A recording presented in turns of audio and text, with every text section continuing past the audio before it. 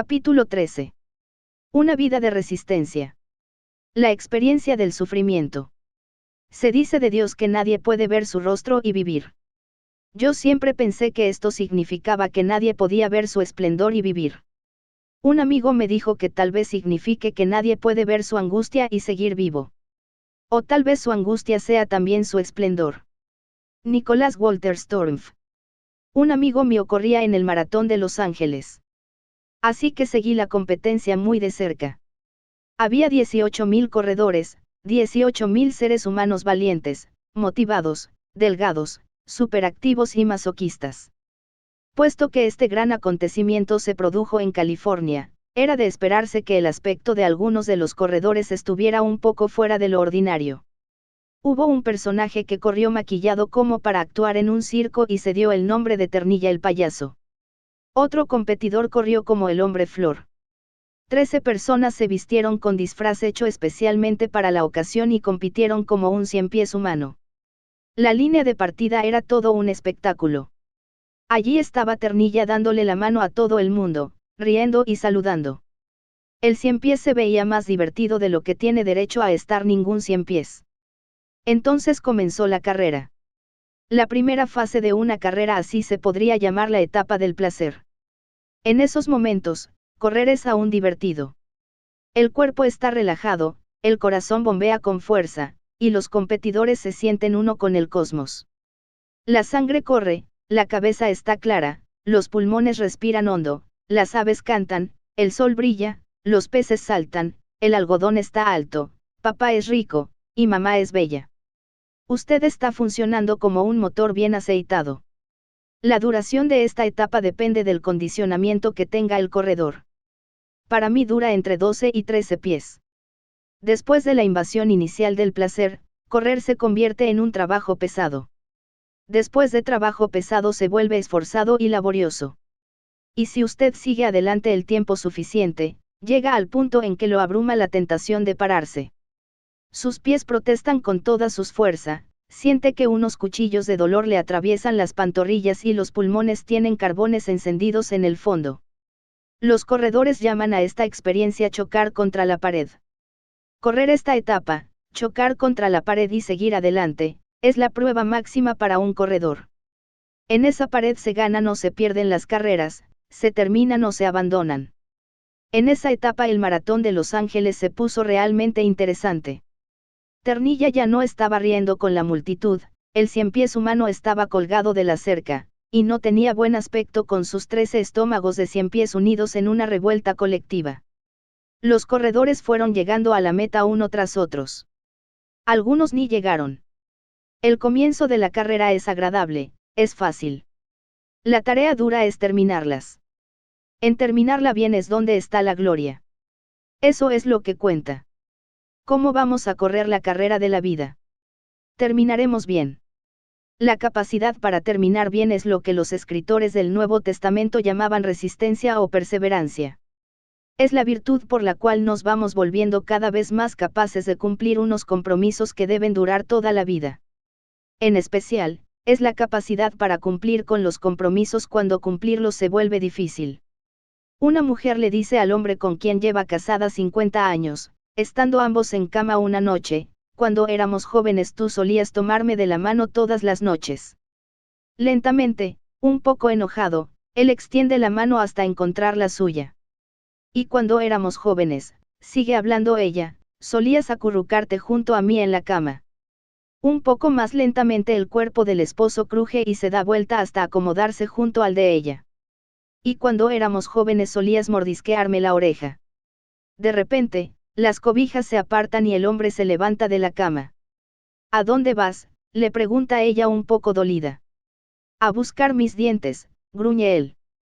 Mordisquear una oreja cuando uno es joven y romántico, cuando le hierven las hormonas y el cuarto está perfumado con agua de algo, es una cosa. Seguirla mordisqueando cuando tiene un aparato para oír, el cuarto huele a ungüento Bengay, y usted tiene que levantarse para ir a buscar su dentadura, es otra cosa muy distinta. La perseverancia no es una panacea. Tenemos unos límites que el simple afán de resistir no basta para superarlos. Hay un gran conjunto de factores que nos capacitan y limitan a la vez, y que la perseverancia sola no puede vencer. Sin embargo, todo logro humano realmente significativo exige perseverancia. Los dones, los talentos y el cociente de inteligencia están hasta cierto punto, fuera de nuestro control. La resistencia es el don que nosotros podemos ofrecer. La transformación espiritual no se va a producir sin ella. Corramos con perseverancia la carrera que tenemos por delante, dice el autor de Hebreos. En otras palabras, no se dé por vencido. La perseverancia por medio del sufrimiento. ¿Cómo desarrollamos la perseverancia? Hay varias formas, pero hay un curso que es presentado repetidas veces por los autores del Nuevo Testamento y por otros que son sabios en el camino de la vida espiritual. Comprende la perseverancia en medio de las dificultades. Hermanos míos, dice Santiago, considérense muy dichosos cuando tengan que enfrentarse con diversas pruebas, pues ya saben que la prueba de su fe produce constancia.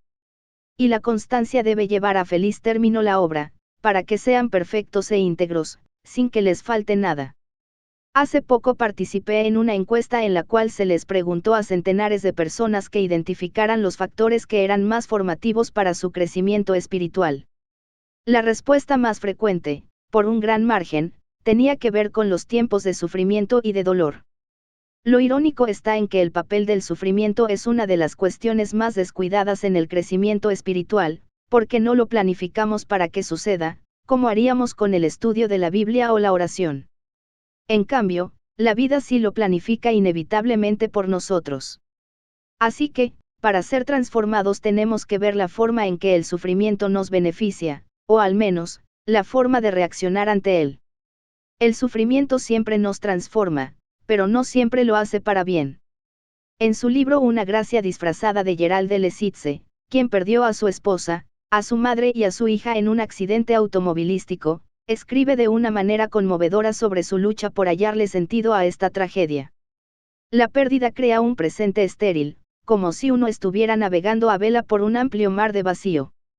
Los que sufren la pérdida de un ser amado viven suspendidos en un pasado que añoran y un futuro que esperan. Quieren regresar al puerto del pasado familiar y recuperar lo que se había perdido. O seguir navegando y descubrir un futuro lleno de sentido que prometa darles vida de nuevo, pero se encuentran viviendo en un presente estéril y vacío de sentido. Este incierto resultado es la razón por la cual el escritor de Hebreos nos exhorta a seguir a esa multitud tan grande de testigos, el gran número de los que nos han precedido. El gran campeón, el que se destaca más dentro de la multitud es Abraham. Pensemos en la forma en que este santo del Antiguo Testamento soportó la etapa más difícil de su carrera. El camino a Moria. Dios le dijo a Abraham, toma tu hijo, el único que tienes y al que tanto amas, y ve a la región de Moria. Una vez allí, ofrécelo como holocausto en el monte que yo te indicaré. El recorrido hasta Moria fue tenebroso para Abraham.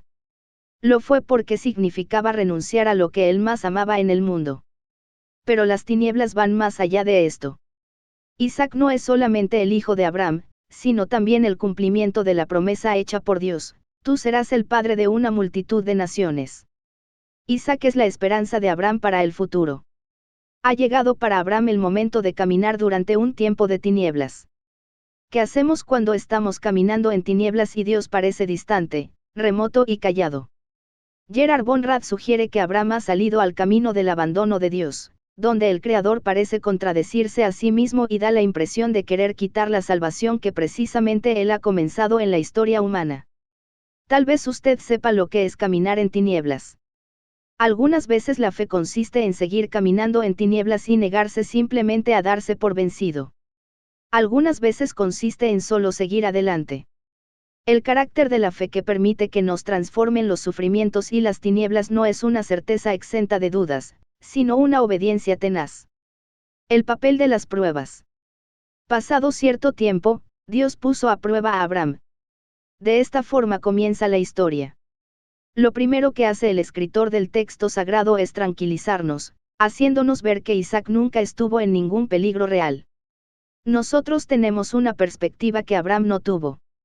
Sabemos algo que él no sabía. ¿Ha pasado usted por una prueba realmente difícil? Un estudiante de segundo año del colegio universitario suda todo el semestre en espera de su examen final de su asignatura de ornitología, notoria por lo difícil que es. Después de haber hecho lo que él consideraba un esfuerzo máximo, se queda pasmado cuando entra al aula para presentar el examen. No hay cuaderno de prueba, ni preguntas de selección múltiple, ni guía alguna para el examen. Todo lo que hay son 25 fotos en la pared. Y no son fotos de aves en todo su esplendoroso colorido, sino fotos de patas de aves. La prueba consiste en identificar a esas aves. Eso es una insensatez, protesta el estudiante. Eso no se puede hacer. Pues hay que hacerlo, dice el profesor, se trata del examen final. Yo no lo voy a hacer, dice frustrado el estudiante, me voy del aula. Si se va suspenderá el examen final. Adelante, suspéndame, dice el joven mientras se dirige a la puerta.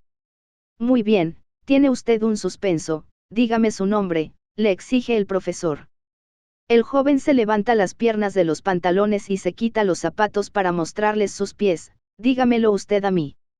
Una prueba es una experiencia difícil por medio de la cual se revelan los verdaderos valores, compromisos y creencias de una persona.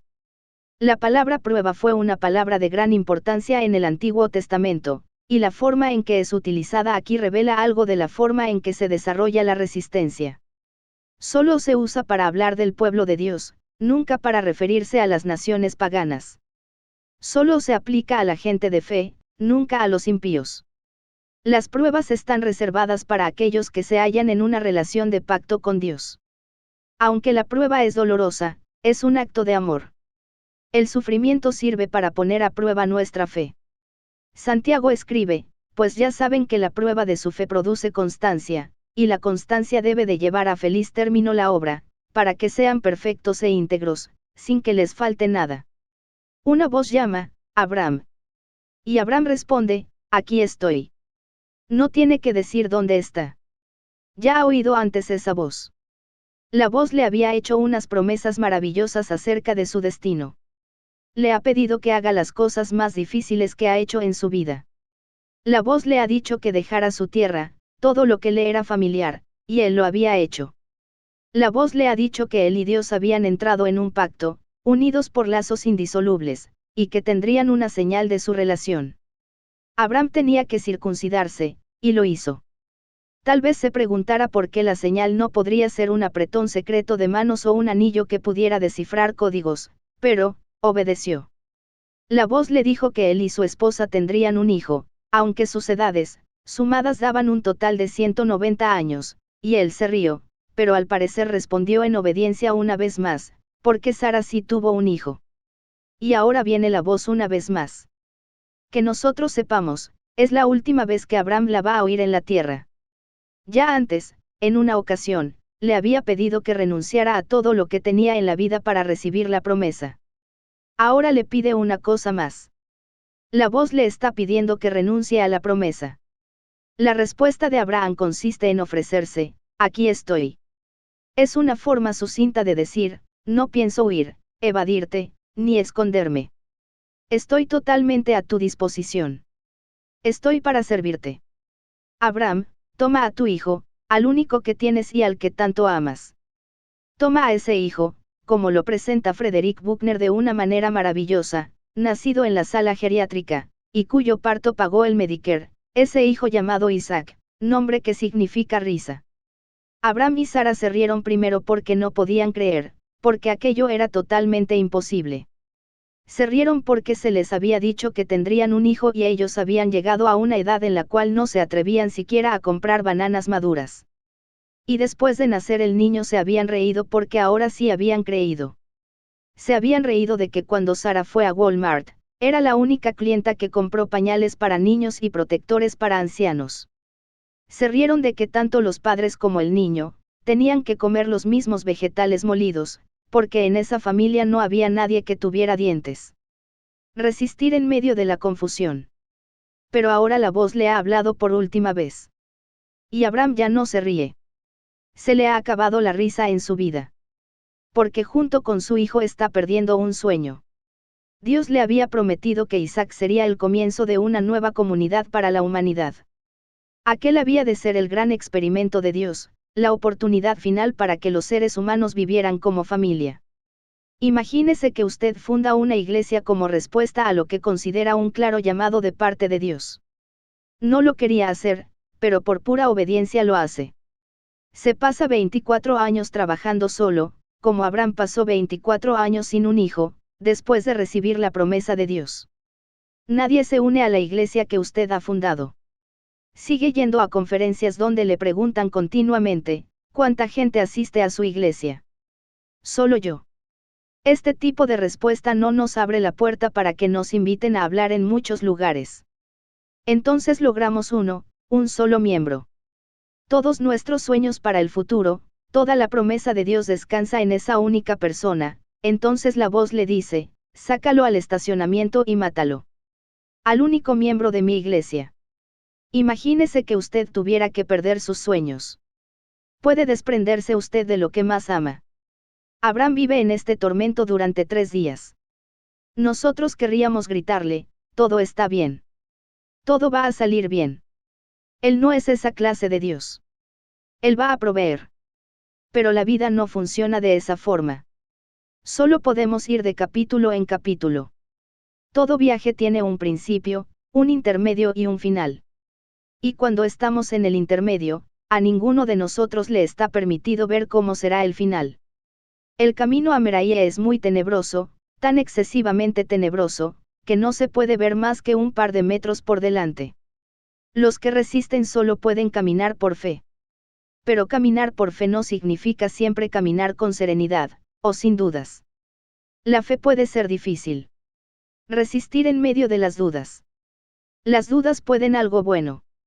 Yo me siento escéptico ante esos informes según los cuales Elvis Presley está vivo y sano y trabajando de cocinero en Taco Bell. No creo que los extraterrestres aterricen periódicamente en nuestro planeta y se lleven a pasear a los seres humanos.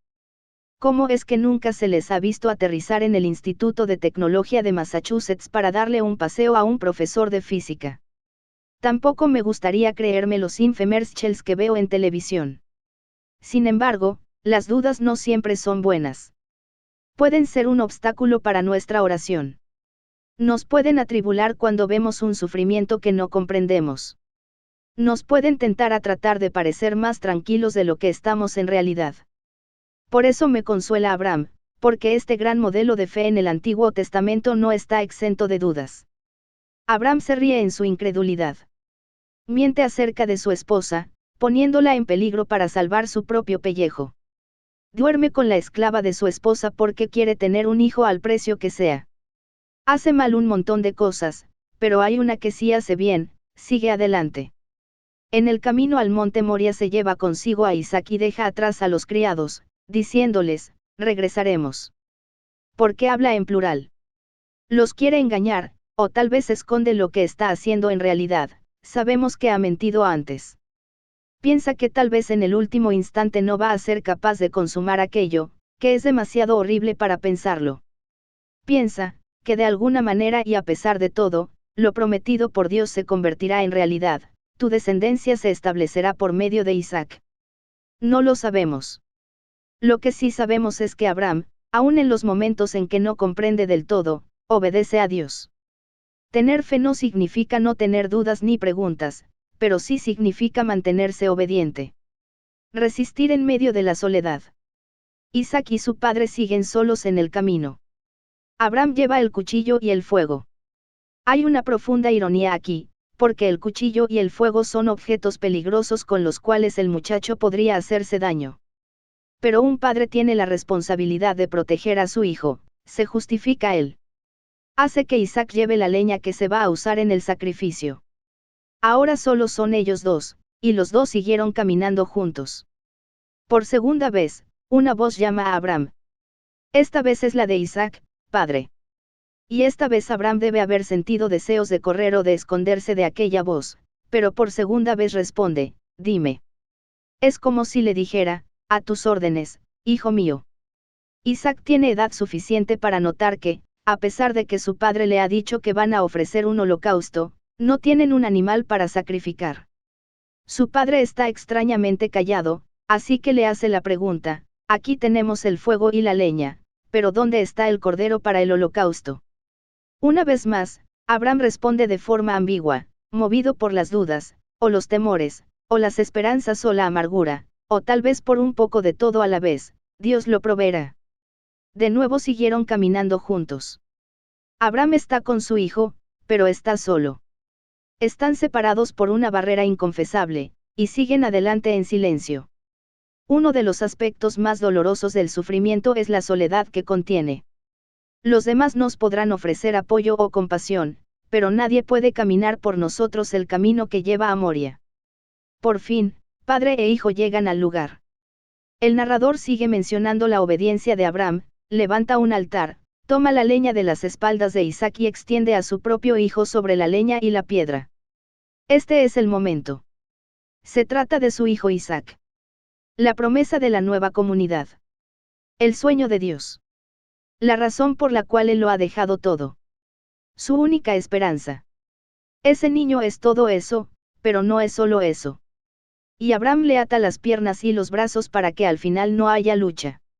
Entonces toma a su hijo, carne de su carne y hueso de sus huesos, y sostiene el mismo cuerpo que sostuvo el día que salió del vientre de Sara, ese cuerpecito que él solía alimentar, y bañar, y al que le contaba historias de un hogar que estaba en algún lugar muy lejano a sus espaldas, y de un hogar más grande que estaba en algún lugar en el futuro, y que Abraham nunca conocería, pero tal vez Isaac sí. El cuerpecito que iba a vigilar por las noches para asegurarse de que aún estaba respirando, y que algunas veces tomaba en brazos solo para reírse de lo imposible que era todo aquello. Sostuvo aquel cuerpo por última vez y después lo volvió a poner sobre la leña. Luego extiende el brazo hacia el cielo con el cuchillo en la mano para destruir con un solo movimiento la vida que él mismo había creado, y con ella, toda su esperanza y todo su gozo y todo su futuro. La resistencia ante una oración no contestada. Y ahora necesitamos detenernos por un momento. Quisiéramos apresurarnos para llegar al final feliz. Nos gustaría asegurarnos de que el sufrimiento está sirviendo para unos propósitos mayores, traer transformación y producir la cualidad de la resistencia. Pero si el dolor es, siguiendo la famosa metáfora de C.S. Lewis, el megáfono de Dios para despertar a un mundo sordo, en realidad esto no es toda la verdad.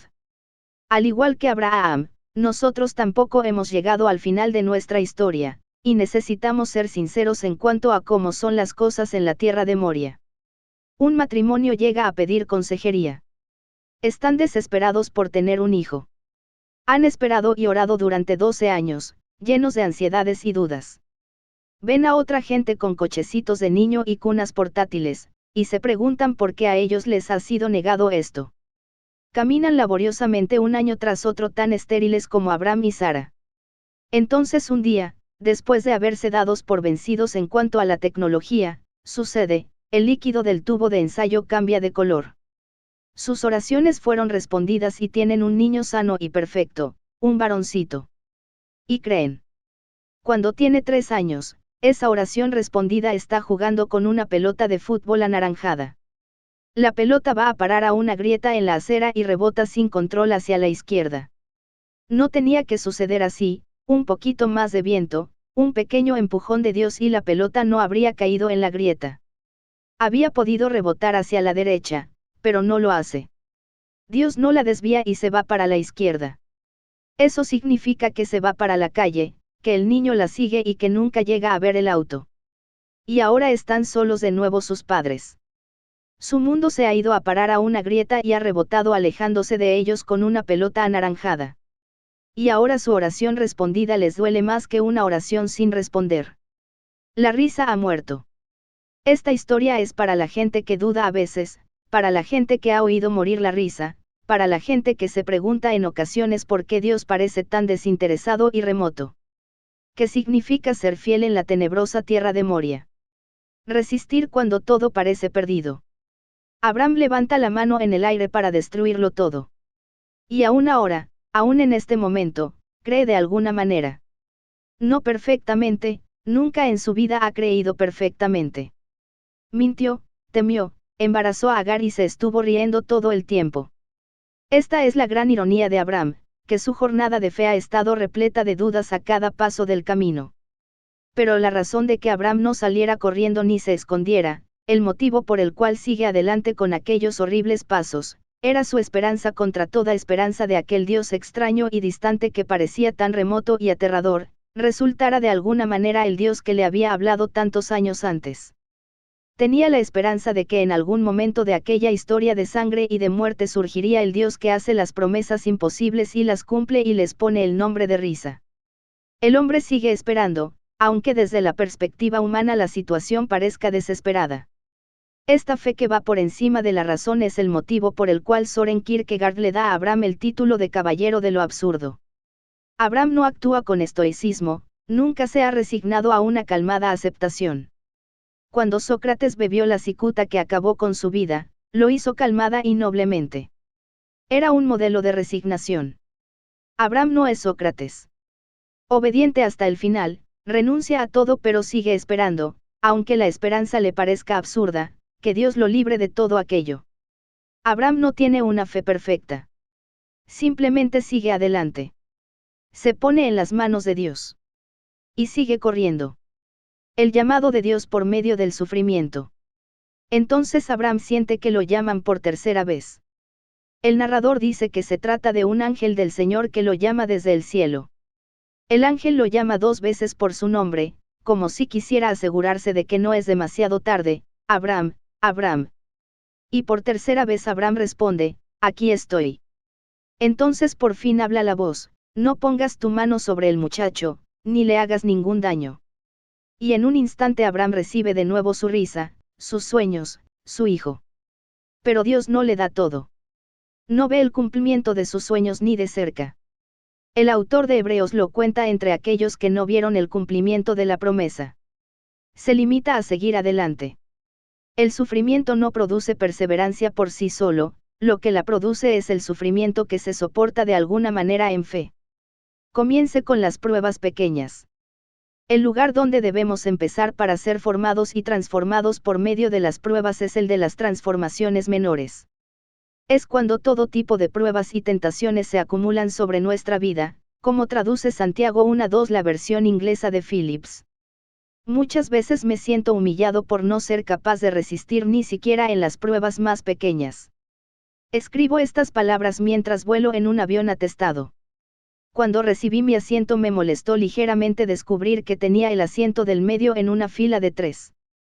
Mi molestia creció cuando vi quiénes eran mis acompañantes: una madre soltera con un irritable bebé de 3 meses, y al otro lado su pequeña hija con sus otros 2 hermanitos en los asientos que estaban delante de nosotros. Espero que no le moleste el niño, me dijo la madre. En realidad sí me molestaba. Hubiera querido que estuviera lejos, en otra línea, en otro vuelo. No estaba pensando en la prueba que significa para una madre viajar sola con 3 niños pequeños y un recién nacido. Todo lo que pensaba era que aquello me iba a impedir que yo realizara lo que tenía en mi agenda para hacer durante el vuelo: escribir este libro para informar a la gente sobre todo lo que tiene que ver con la experiencia de vivir como habría vivido Jesús en su lugar. Le envié todas las señales de lenguaje corporal que pude para indicarle que no estaba abierto a la comunicación. Estaba absorto en mi computadora portátil, pero de nada me sirvió. La pequeña que estaba sentada a mi derecha me preguntó: ¿qué está haciendo? Escribiendo, le dije, haciendo un admirable resumen. ¿Y qué escribe? Un libro. ¿De qué trata el libro? Ay. Aquí tenía mi pequeña prueba. En realidad, para alguien que estuviera más adelantado en el camino que yo, no hubiera sido una prueba en absoluto, sino una oportunidad para servir a alguien que tenía unas necesidades mucho mayores. Pero aún no estoy tan adelantado. Así que de repente tuve una oportunidad para practicar la paciencia con tanta amabilidad como pude en una situación en la cual no quería estar. La vida está repleta de mini pruebas. Cuando alguien me interrumpe puedo aprender a morderme la lengua con amabilidad. Cuando mi compañero de trabajo toma algo y no me lo devuelve enseguida puedo aprender a tener paciencia. Cuando tengo un dolor de cabeza puedo descubrir que es posible sufrir sin decírselo a todo el mundo. Por sencillo que parezca, el punto donde las pruebas lo comienzan a moldear a uno es el de las mini pruebas.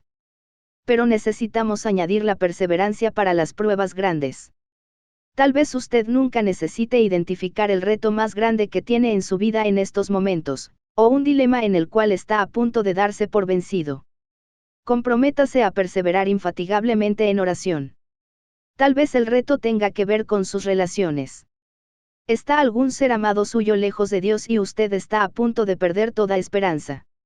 ¿Hay en su vida algún esquema de pecado que no ha sido capaz de romper y se siente como si fuera a estar atrapado en él para siempre? Se trata de un nuevo hábito que le vendría bien cultivar. O una ruptura familiar que ha existido durante años. Estamos en el camino que lleva a Moria. Seguramente vamos a experimentar el sufrimiento, ya sea de una clase o de otra. No obstante, la pregunta permanece. ¿Cómo vamos a correr la carrera? Terminaremos bien. Mantendremos la fe. Esto no se logra a partir de la fuerza de voluntad solamente. La razón por la que podemos confiar en Dios es que Él comprende lo que es caminar en tinieblas. Uno de los mensajes de la cruz es que Dios ha tomado la decisión de no mantenerse alejado de nuestro sufrimiento. El dolor de las criaturas que ama no lo deja impasible. Dios abraza el dolor y sufre con nosotros. Karl Barth escribió que Dios prefería no ser bendecido y estar con sus criaturas, que ser el Dios bendecido de unas criaturas sin bendición. Jesús caminó hasta el lugar del sacrificio llevando en su propia espalda el madero que iba a ser el instrumento de su muerte. Como Abraham, tuvo que recorrer el camino del abandono de Dios, por eso clamó, Dios mío, ¿por qué me has desamparado? Cuando Jesús fue atado no hubo ninguna voz que gritara para detener la soga. Cuando la punta de la lanza le atravesó el cuerpo, no hubo ningún poder que la detuviera. Aquella vez Dios no proveyó ningún otro sacrificio. Aquella vez el Hijo murió. Aquella vez el Padre sufrió. Pero entonces llegó el tercer día. Como llegará algún día para usted y para mí.